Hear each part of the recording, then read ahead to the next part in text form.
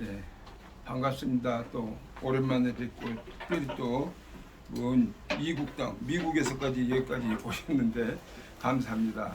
예, 처음 뵙겠습니다. 반갑습니다. 예, 오늘 말씀은 사도행전 16장 19절로 25절입니다. 사도행전 16장 19절로 16절로 25절까지 16절로 25절까지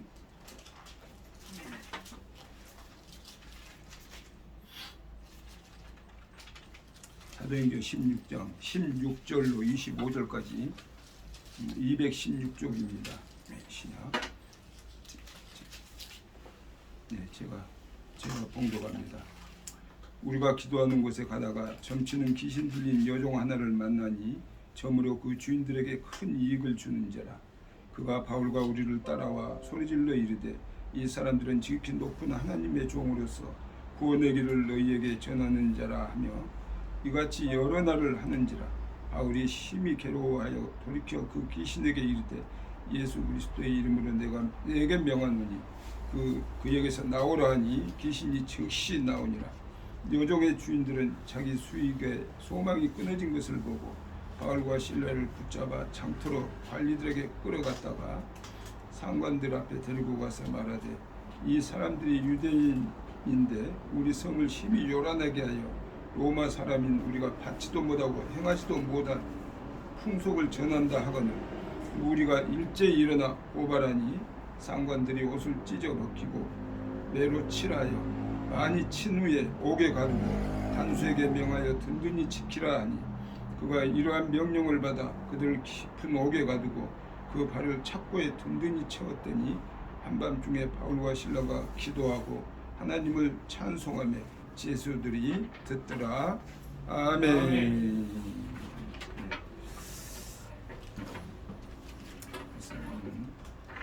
환난 앞에 선 우리의 성도의 자세, 이런 제목으로 같이 은혜를 나누고자 합니다. 코로나19로 인해서 심히 우리가 환난 가운데 있다고 봐야죠. 초대교회에 비하면 아무것도 아니지만 또 이 시대를 살아가는 우리 현 시대에서 코로나로 인해서 우리가 큰 환난을, 우리만이 아니죠, 온 세계가 환난을 겪고 있습니다. 특히 이 믿음의 백성인 우리 대한민국에서는 더구나 믿음의 백성들이 많은 핍박을 받고 있습니다. 그래서 오늘 본문 바울과 실라가 채찍에 맞고 빌립보 옥중에서 톡된 사건을 기록하고 있습니다.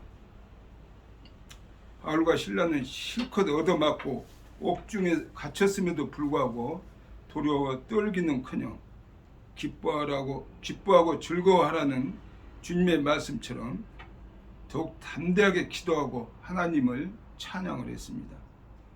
그랬을 때 하나님께서는 그들에게 특별히 개입하셔서 이적적인 그런 기적적인 역사를 체험케 하시죠. 그러면 이제 우리는 바울과 실라의 이 모습에서 환난을 직면한 성도가 어떻게 해야 하는지를 우리가 살펴보고자 합니다.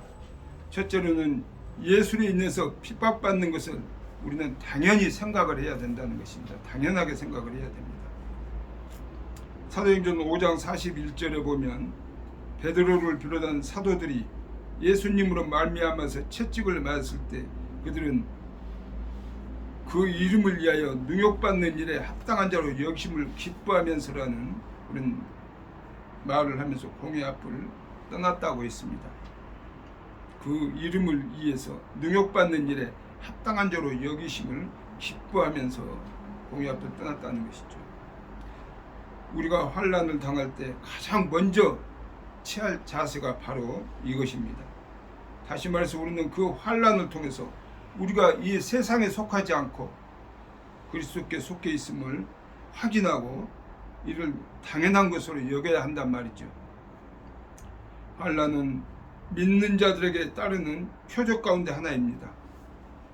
그래서 우리는 오히려 그것을 당연히 여기고 하나님의 자녀로 입적된 그런 확실한 사실로 인해서 기뻐하고 감사해야 될 줄로 믿습니다. 우리가 예수 쟁이란 말을 듣지 않으려면 이런 핍박이 우리에게 없습니다. 세상 사람들과 똑같이 살아가면 거기에 마음 합해서 살아간다면 우리의 핍박이 왜 있겠습니까? 우리는 세상 풍조와 다르게 살려고 애쓰고 힘쓰기 때문에, 창조주 하나님을 의지하기 때문에 우리는 핍박받고 불로부터 업신여김도 받고 또 많은 환난도 겪는다는 것을 우리는 생각하고, 당연하게 우리는 그런 것을 생각을 해야 된다는 것이죠. 다음으로는 환난을 이길 믿음을 달라고 우리는 기도를 해야 됩니다. 바울과 실라는 한밤중에 일어나서 하나님께 기도했다고 했죠. 사실 성도에게 임하는 이 환난을 당연한 것으로 여겨야 한다는 것은 우리 모두가 잘 알고 있는 사실입니다. 그렇지만 실제적으로 한번 당하면 참으로 어려운 것이 환난이 있죠. 그러므로 환난을 당할 때 두 번째로 취해야 할 자세가 바로 기도입니다. 우리 믿음의 백성들은 기도를 안 할 수가 없는 것이죠. 어디다 가서 하소연합니까? 하나님께 하소연해야죠. 그래서 우리는 하나님께 기도하며 또 부르짖어 기도해야 될 줄로 믿습니다. 이 세상이 주는 환난을 홀로 견뎌낼 수 있다고 생각하는 것은 크나큰 오해입니다. 우리 곁에는 주님이 계시지 않습니까? 그러므로 우리는 주님께 기도를 해야 됩니다. 하나님께 능력을 구해야 됩니다. 더 큰 믿음을 강구해야 합니다. 그 옛날 사도들은 특별한 재주가 있어서 그러한 환난을 이겨낸 것이 아닙니다. 본문에서 보듯이 그들은 환난에 직면해서 기도했다고 했습니다. 우리는 기도로 하나님께 간구해야 될 줄로 믿습니다. 그리할 때 우리에게 힘이 나고 또 주님을 의지할 수 있는 우리의 삶의 모습이 되어서 주님께서 불쌍히 여기셔서 우리의 기도에 응답해 줄 줄로 믿습니다. 또 세 번째로는 하나님을 찬양해야 합니다. 바울과 실라는 하나님을 찬양했다고 했습니다. 물론 환난과 찬양은 너무나 어울리지 않는 말입니다. 그렇지만 환난을 당할 때는 기도해야 할 뿐만 아니라 찬양하고 감사해야 한다는 성경의 그런 일관된 가르침입니다. 그래서 마태복음 5장 12절에 보면 기뻐하고 즐거워하라. 하늘에서 너희의 상이 큼이라. 너희 전에 있던 선지자들도 이같이 박해하였느니라고 말씀하고 있습니다. 그렇죠. 그렇다면 우리는 왜 환난을 당해서 기뻐하고 찬양을 해야 하겠습니까? 무엇보다 찬양은 우리 모든 두려움을 몰아내주고 주님께 대한 믿음을 굳건히 해주기 때문입니다. 환난이 우리 안에 인내를 길러주고 그리스도의 형상을 이루어지기 때문입니다. 그러므로 환난 속에서 기도할 뿐만 아니라 찬양하시기 바랍니다. 우리가 너무나 잘 아는 욥기서 알죠. 사탄은 욥의 아내와 같아서 우리에게 환난이 찾아들면 당신이 그래도 자기의 순전을 굳게 지켜야 했느냐? 하나님을 욕하고 죽으라고. 욥기서 2절에는 욥의 아내가 막 야단 욥한테 지금 불평불만을 했죠. 욥기서 2장 9절에 우리의 감정을 이렇게 격동질합니다. 사탄은. 그때 바로 우리는 사탄의 게임에 넘어가서 하나님을 저주하는 것이 아니라 우리는 찬양을 해야 될 줄로 믿습니다. 아멘. 자칫 우리가 여기에서 하나님을 저주하기가 쉽죠. 그런데 마음을 잘 차분하게 가라앉히고 우리는 찬양을 해야 될 줄로 믿습니다. 아멘. 우리가 이 세상을 선하고 의롭게 살아간다고 해서 결코 환난을 피할 수는 없습니다. 오히려 예수님께서는 우리가 당신의 뜻대로 살기 때문에 세상이 우리를 핍박할 것이라고 요한복음 15장 19절에서는 말씀하고 있습니다. 그렇기 때문에 우리에게 환난이 찾아온다고 이상하게 여기지 말아야 합니다.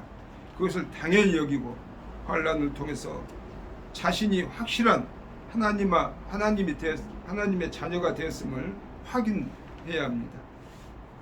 그리고 기도와 찬양으로 한 환난을 이겨내고 승리하는 우리 모두가 되시기를 주님의 이름으로 축원드립니다. 아멘. 네, 기도합니다. 하나님 아버지 감사와 영광을 드립니다. 오늘 또 주님의 은혜 가운데 지켜주시고 또 이 저녁 주님 앞에 불러주셔서 주님의 귀한 백성들 함께 나와 찬양하며 예배드리게 하시고 또 기도하며 찬양할 수 있도록 인도하여 주시니 감사합니다. 또 이 시간 주시는 말씀을 통해서 은혜 받게 하여 주시니 감사합니다. 코로나19를 통해서 우리가 힘들고 어려운 시기를 거치고 있습니다. 주님, 이러할수록 믿음의 백성들이 더욱더 주님 앞에 무릎 꿇어 부르짖어 기도할 수 있는 주님의 귀한 백성들이 되어서 하루속히 주님의 뜻 안에서 이러한 핍박과 환란이 지나갈 수 있는 귀한 역사가 있게 하시고 더욱더 주님을 찾고 찾는 귀한 계기가 되게 하여 주셔서 날마다 승리의 삶을 살아갈 수 있는 우리 모두가 될 수 있도록 인도하여 주시옵소서. 예수 그리스도의 이름으로 기도드리옵나이다. 아멘.